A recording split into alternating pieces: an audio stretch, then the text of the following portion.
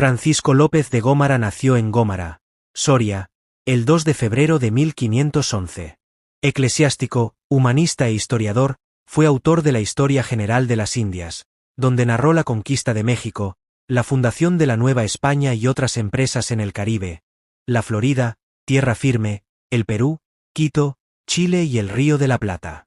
A pesar de relatar con detalle estos hechos, nunca cruzó el Atlántico.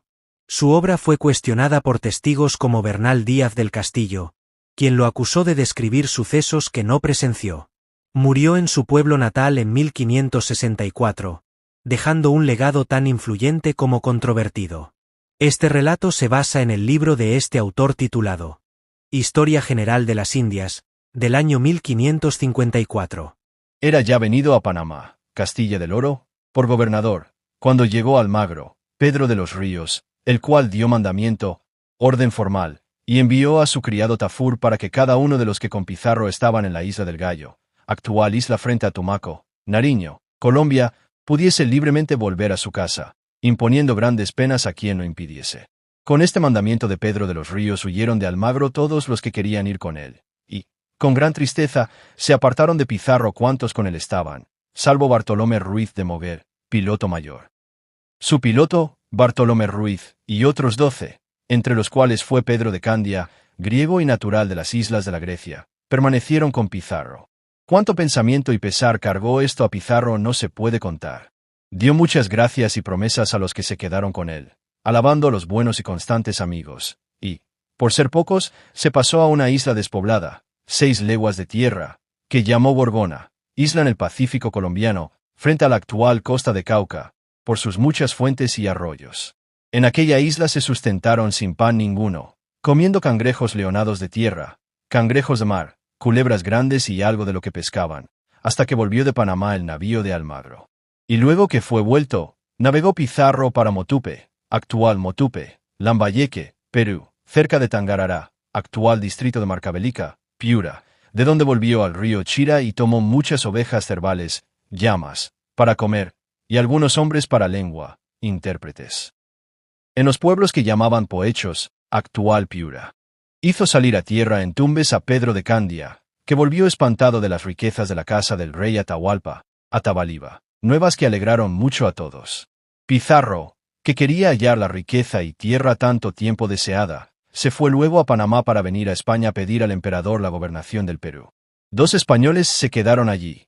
No se sabe si por mandato de Pizarro para que aprendiesen la lengua y secretos de aquella tierra mientras él volvía, o por codicia del oro y plata, como certificaba Candia, mas se dice que los mataron los indios. Anduvo Francisco Pizarro más de 3 años en este descubrimiento, llamado del Perú, pasando grandes trabajos. Cuando Pizarro llegó a Panamá, comunicó a Almagro y a el clérigo Hernando de Luque la bondad y riqueza de Tumbes y del río Chira, actual región de Piura, Perú. Ellos se alegraron mucho con tales noticias y le dieron 1000 pesos de oro, y aún buscaron prestada buena parte de ellos. Y aunque eran de los vecinos más ricos de aquella ciudad, estaban pobres por los muchos gastos que habían hecho aquellos 3 años en el descubrimiento. Vino, pues, a España Francisco Pizarro, pidiendo la gobernación del Perú, presentando en el Consejo de Indias la relación de su descubrimiento y gasto.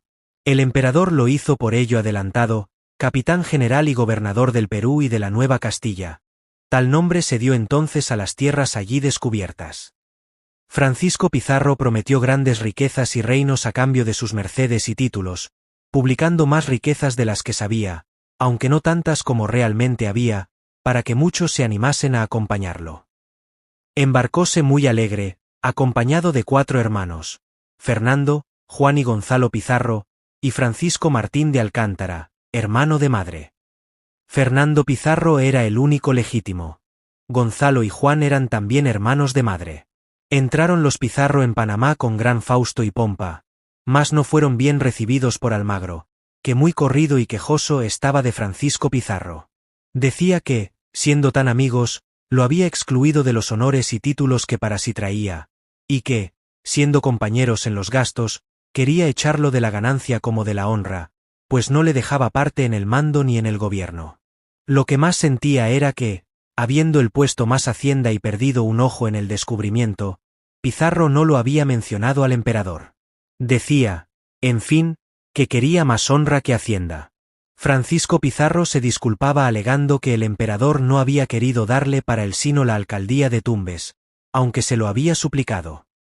Prometía negociar otra gobernación en la misma tierra y renunciarle luego el adelantamiento, sin apartar la compañía, diciendo que, siendo compañeros, también el gobernador era él, y así podría mandar y disponer de todo como le pluguiese. Mas con todo esto, no se aplacaba nada Diego de Almagro. Tanto era su enojo, que con razón le parecía tener, y creía que todo eran palabras de cumplimiento e imposibles.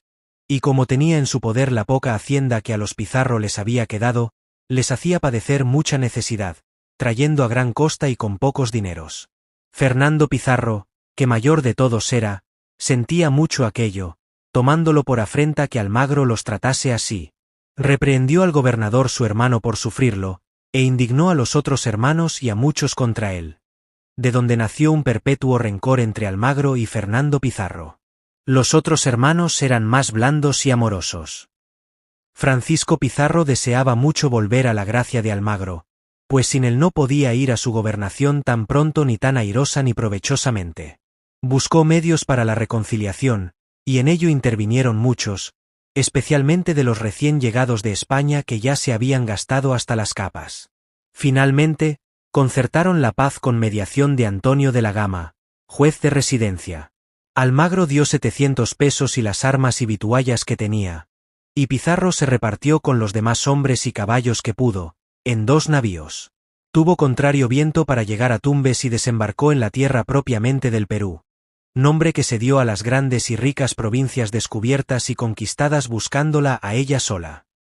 Quien primero tuvo noticia de Perú fue Francisco Becerra, capitán de Pedrarias de Ávila, que partiendo de Comagre, Panamá, con 150 españoles llegó a la punta de Piñas.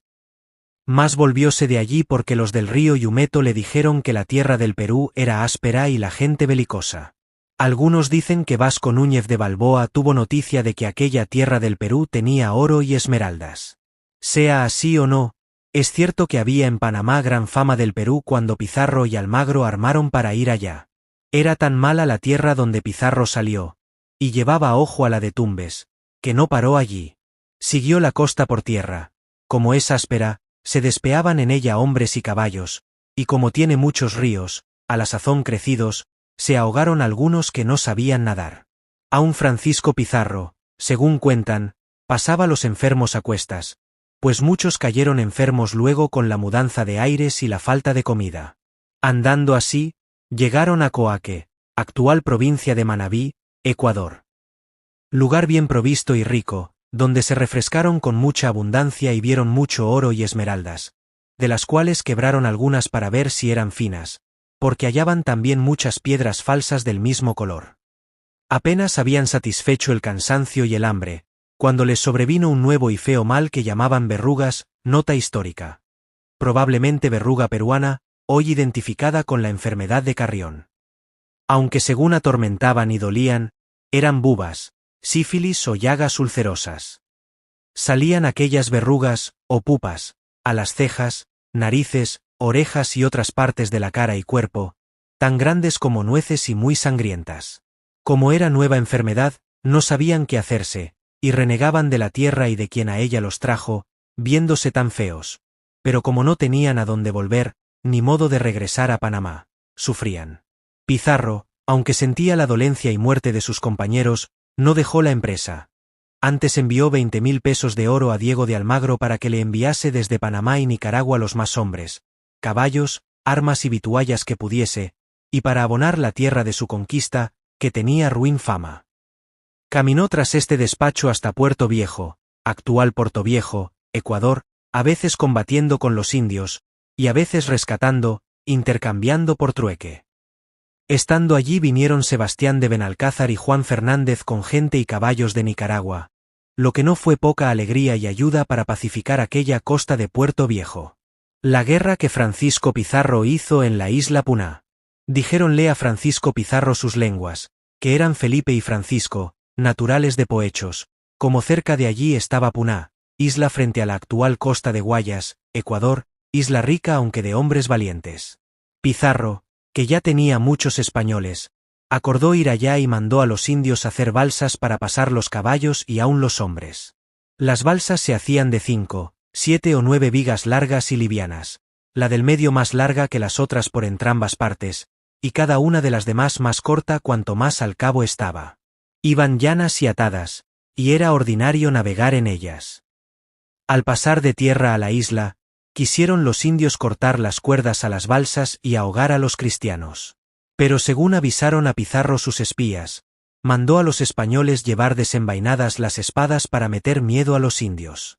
Fue Pizarro bien y pacíficamente recibido del gobernador de Puná, pero no mucho después ordenó matar a los españoles por lo que hacían en las mujeres y la ropa. Pizarro lo supo pronto y, sin alboroto, lo prendió. Los isleños cercaron otro día, al amanecer, el real de los cristianos, amenazándolos de muerte si no les daban su gobernador y su hacienda. Pizarro ordenó su gente para la batalla y envió corriendo ciertos de caballo a socorrer los navíos. También los indios combatían en sus balsas. Lucharon los isleños, como esforzados que eran, por recobrar su capitán y su ropa. Pero fueron vencidos, quedando muchos de ellos muertos y heridos.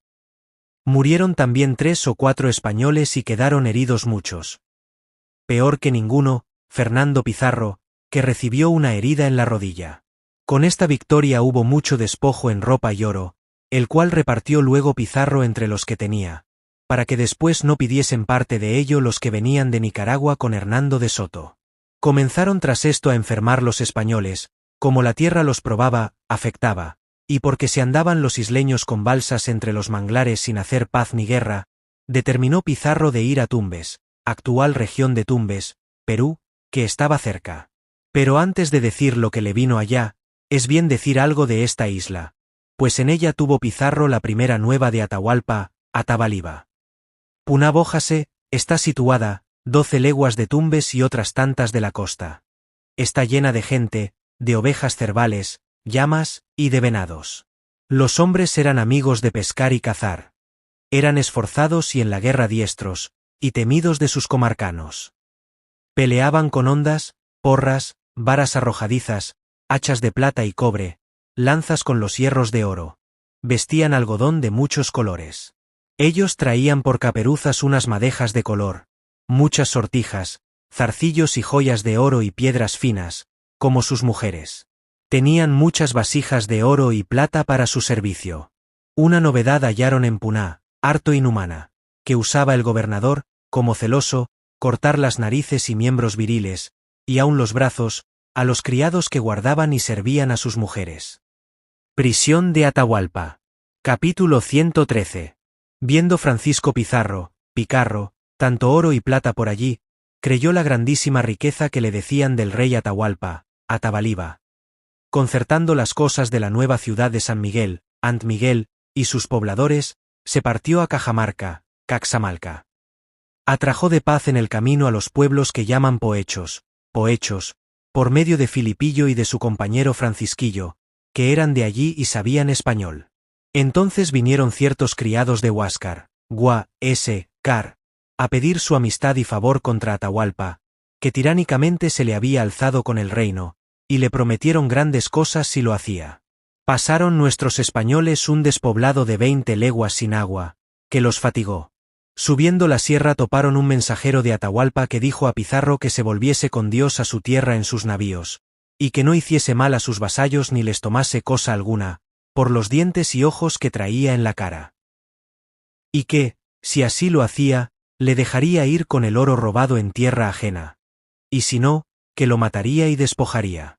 Pizarro le respondió que no iba a enojar a nadie, cuanto más a tan gran príncipe, y que luego se volvería al mar como él lo mandara si el embajador no fuera del Papa y del Emperador, señores del mundo. Y que no podía, sin gran vergüenza suya y de sus compañeros, volverse sin verle y hablarle, a lo que venía, que eran cosas de Dios y provechosas a su bien y honra. Atahualpa vio, por esta resuelta determinación que los españoles tenían de verse con él, que no hacía caso de ellos por ser tan pocos, y porque Maicabelica, señor entre los Pohechos, le había asegurado que los extranjeros barbudos no tenían fuerzas ni aliento para caminar a pie ni subir una cuesta sin ir encima o asidos de unos grandes pacos, llamas. y que ceñían unas tablillas relucientes como las que usaban sus mujeres para tejer. Esto decía Machiavélica, que no había probado el corte de las espadas, y presumía de gran corredor, ejercicio y prueba de indios nobles y esforzados. Pero otra cosa publicaban los heridos de Tumbez, que en la corte estaban. Así que Atahualpa tornó a enviar otro mensajero a ver si caminaban todavía los barbudos, y a decir al capitán que no fuese a Cajamarca si amaba la vida. Respondió Pizarro al mensajero que no dejaría de llegar allá. Entonces el indio le dio unos zapatos pintados y unos puñetes de oro que se pusiese, para que Atahualpa, su señor, lo conociese cuando a él llegase, señal, a lo que se presume, para mandarlo prender o matar, sin tocar en los demás. Él los tomó y dijo que así lo haría. Llegó Pizarro con su ejército a Cajamarca y a la entrada le dijo un caballero que no se aposentase hasta que lo mandase Atahualpa. Mas él se aposentó sin volverle respuesta, y envió luego al capitán Hernando de Soto con algunos otros de caballo, en que iba Filipillo, a visitar a Atahualpa, que de allí a una legua estaba en unos baños, y decirle cómo había llegado, que le diese licencia y hora de hablarle. Llegó Soto haciendo corbetas con su caballo, por gentileza o por admiración de los indios, hasta junto a la fila de Atahualpa, que no hizo mudanza ninguna, aunque le resopló en la cara el caballo, y mandó matar a muchos de los que huyeron de la carrera y vecindad de los caballos, cosa de que los suyos se escarmentaron y los nuestros se maravillaron. Apeóse Soto, hizo gran reverencia, y le dijo lo que llevaba. Atahualpa estuvo muy grave y no le respondió de él, sino que hablaba con un su criado, y aquel con Filipillo refería la respuesta a Soto. Decían que se enojó de él porque se le llegó tanto con el caballo, cosa de gran desacato para la gravedad de tan grandísimo rey. Fue luego Fernando Pizarro y hablóle por ser hermano del capitán, respondiéndole en pocas palabras a las muchas, y por conclusión dijo que sería buen amigo del emperador y del capitán si devolviese todo el oro, plata y otras cosas que había tomado a sus vasallos y amigos, y se fuese luego de su tierra, y que otro día siguiente sería con él en Cajamarca para dar orden en la voluntad y saber quién era el papa y el emperador, que de tan lejos tierras le enviaban embajadores y requerimientos. Fernando Pizarro volvió espantado de la grandeza y autoridad de Atahualpa, y de la mucha gente, armas y tiendas que había en su real, y aun de la respuesta, que parecía declaración de guerra. Pizarro habló a los españoles, porque algunos discurrían convertirse en cerca tantos indios de guerra, esforzándolos a la batalla con ejemplo de la victoria de Tumbes y Puná.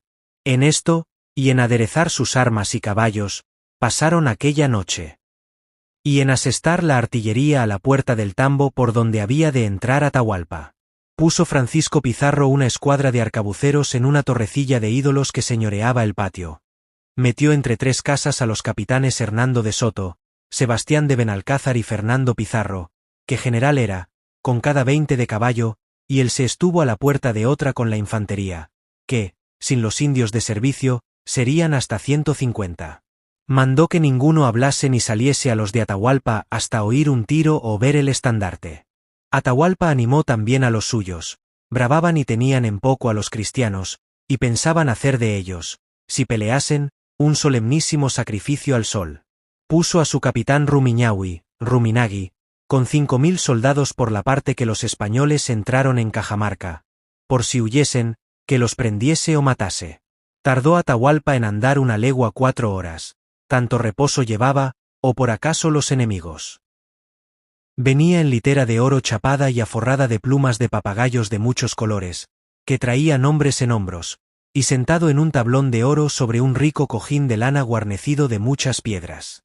Colgábale una gran borla colorada de lana finísima de la frente, que le cubría las cejas y sienes, insignia de los reyes del Cuzco. Traía 300 o más criados con libertad para la litera y para quitar las pajas y piedras del camino. Bailaban y cantaban delante, y muchos señores en andas y hamacas por majestad de su corte. Entró en el tambo de Cajamarca, y como no vio los de caballo ni menear a los peones, pensó que de miedo. Alzóse en pie y dijo, «Estos rendidos están». Respondieron los suyos que sí, teniéndolos en poco. Miró a la torrecilla y, enojado, mandó echar de allí o matar a los cristianos que dentro estaban. Llegó entonces fray Vicente de Valverde, dominico, que llevaba una cruz en la mano y su breviario, o la Biblia, como algunos dicen.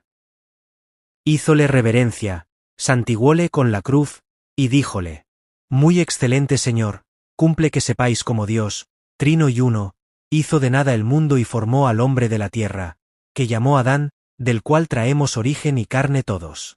Pecó Adán contra su Criador por inobediencia, y en el cuantos después han nacido y nacerán, excepto Jesucristo, siendo verdadero Dios, bajó del cielo a nacer de María Virgen para redimir el linaje humano del pecado. Murió en semejante cruz que ésta, y por eso la adoramos. Resucitó al tercer día. Subió después de 40 días al cielo, dejando por su vicario en la tierra a San Pedro y a sus sucesores, que llaman papas, los cuales habían dado al potentísimo rey de España la conquista y conversión de aquellas tierras. Y así viene ahora Francisco Pizarro a rogaros que seáis amigo y tributario del rey de España, emperador de romanos, monarca del mundo, y obedezcáis al Papa, y recibáis la fe de Cristo. Si la creyereis, que es santísima, y la que vos tenéis es falsísima, sabed que, haciendo lo contrario, os daremos guerra y quitaremos los ídolos, para que dejéis la engañosa religión de vuestros muchos y falsos dioses. Respondió Atahualpa muy enojado que no quería tributar siendo libre, ni oír que hubiese otro mayor señor que él.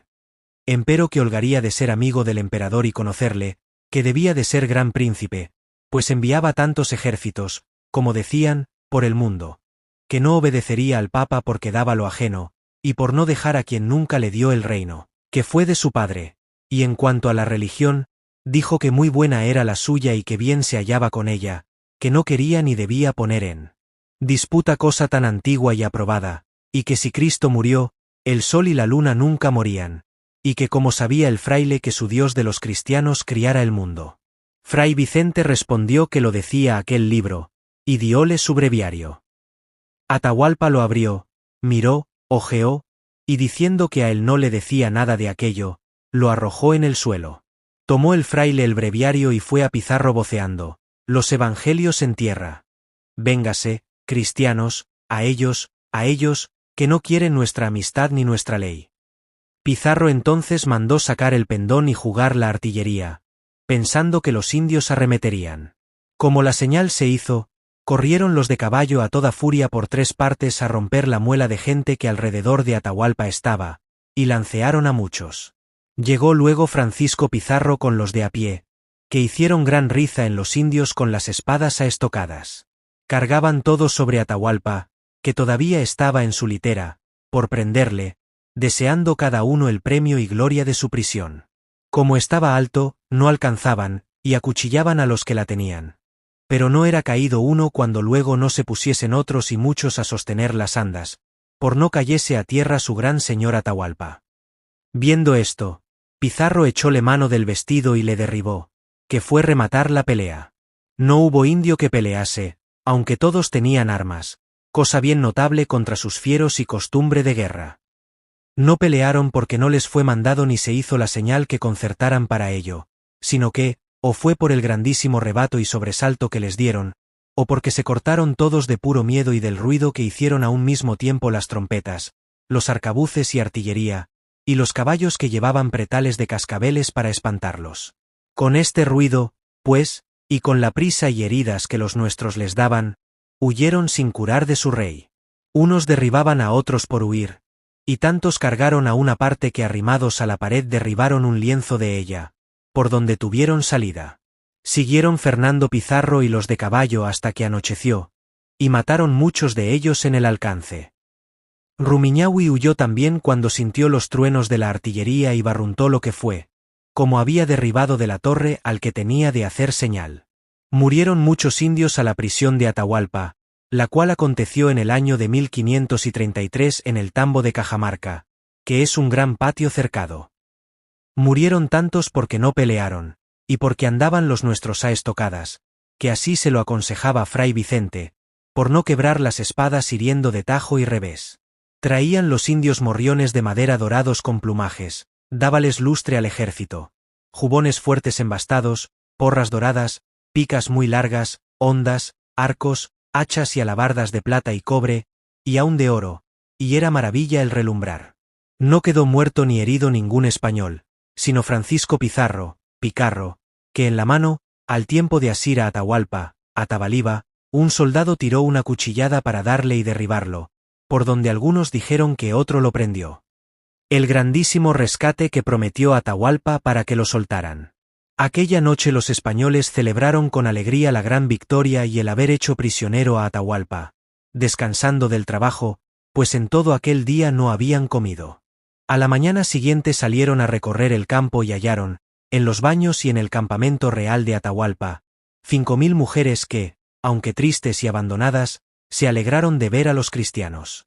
Había muchas y buenas tiendas, gran cantidad de ropa para vestir y para el servicio de la casa, así como hermosas piezas y vasijas de plata y oro.